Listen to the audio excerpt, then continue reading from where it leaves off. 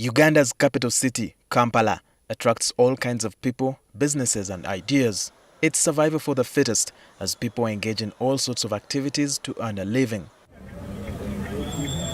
This is probably why, even when some studies have ranked Kampala as arguably one of the best cities to live in East Africa, the crime rates appear high. As business people advertise formally, a small group of con artists and thugs are daringly and openly advertising their illegal businesses to unsuspecting customers. In this story, we track a one Dr. Gift who has his adverts printed on paper and pasted on street poles and other several locations around Kampala. As you can see in this ad, the so-called Dr. Gift attached his phone contact for whoever seeks abortion services to contact him. We dialed the number and the following conversation ensued. Nafunye olubuto naye saagala kubeera nalwo. Week isatu, 3.5. Okay, Nanga, just we're having 3 different systems. We now vacuum system, a system, injection system. Nanga with system and so what of the we can even text message, then all of us. As he had promised, Dr. Gift shortly after sent us a text message detailing his prices as follows.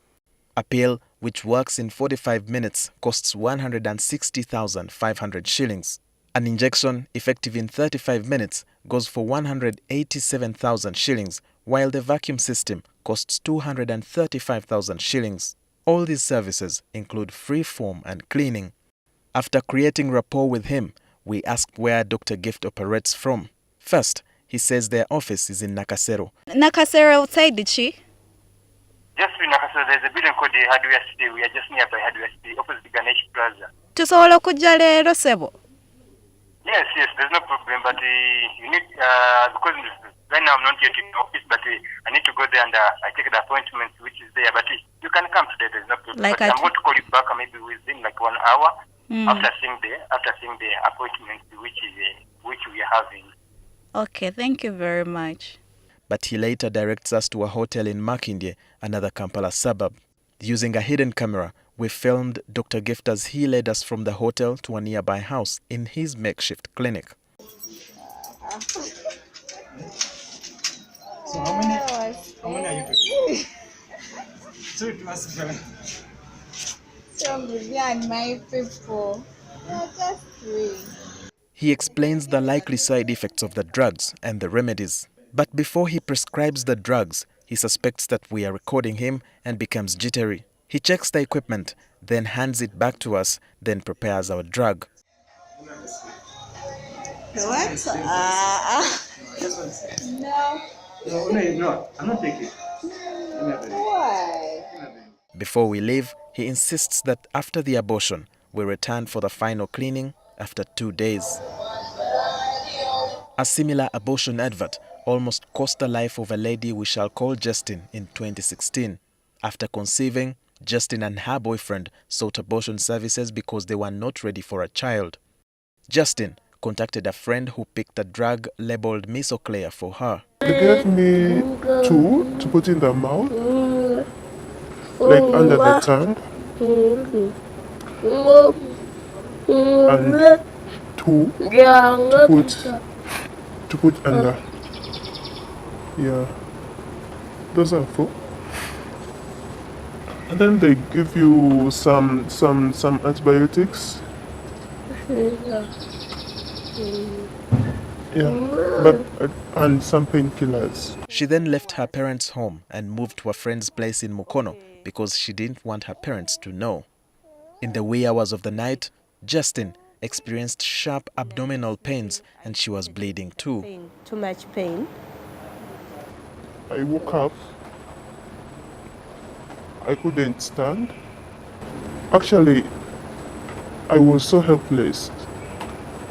The pain was too much.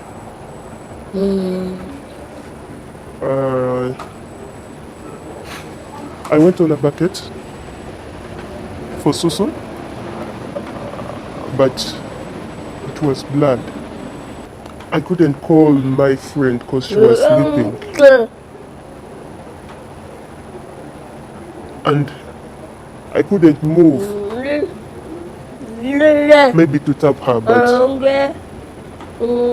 I couldn't do it because I was so weak. I felt so weak. So I just laid there. I became unconscious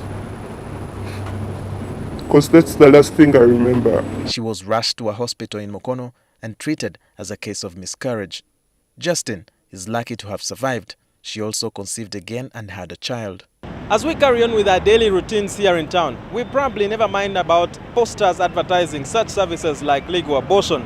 But the biggest question is how many quack doctors are out there offering these services, and how many of our girls have lost their lives or even suffering the side effects of receiving such quack services. Abortion rates vary widely by region, from 18 per 1,000 women in the Western region to 77 per 1,000 women in Kampala, according to a Guttmacher Institute and Makerere University study of 2013.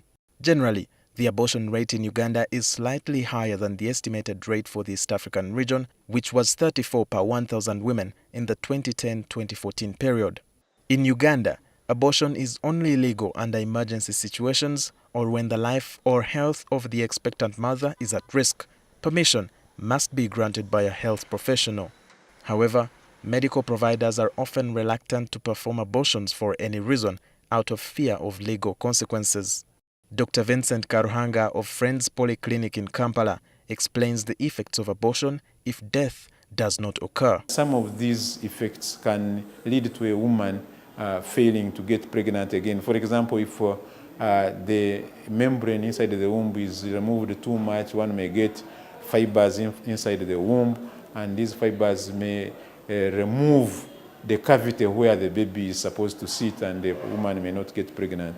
Discontinuation of pregnancy has problems because you are actually stopping the hormones from doing what they were doing, and this is likely to lead to cancer of the breast, cancer of the ovaries, just because of that. He says Misoprostol or misoprostol is one of the most abused drugs on the market.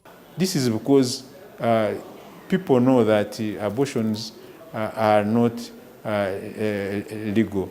The National Drug Authority, NDA, is mandated to protect the public from accessing harmful drugs. According to the authority, misoprostol is registered in Uganda as a prescription-only medicine, so it can only be sold or dispensed with a valid prescription from a medical doctor. The use of misoprostol to induce abortion is not licensed, and the medicine is not meant for this purpose.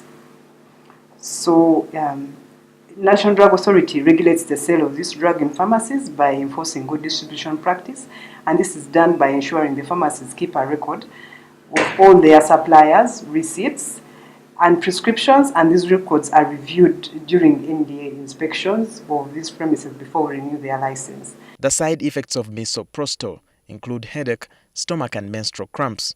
It's not advisable for use by pregnant women because it can cause uterine contractions during pregnancy.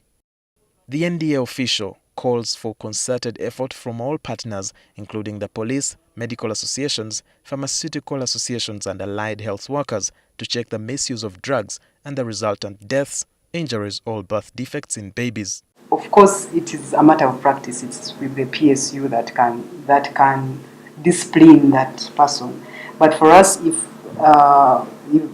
that is the case, and the records show there's evidence in the records that they give out drugs without supporting prescriptions, then the only thing that we can do is to withdraw our license.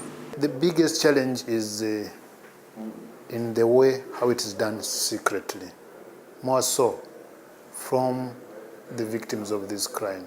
It's therefore our duty as police, as parents, as citizens who appreciate that the safety of our children today and tomorrow is paramount for the future of this country, to take a step to fight these crimes. According to Section 8 of the Penal Code of 2007, attempting abortion attracts 14 years imprisonment, while procuring a miscarriage could land one 7 years in jail. Also, anyone who supplies drugs to procure an abortion commits a felony and is liable to 3 years imprisonment. On the other hand, unlawfully killing an unborn child attracts life imprisonment. Walter Mwesije, NTV.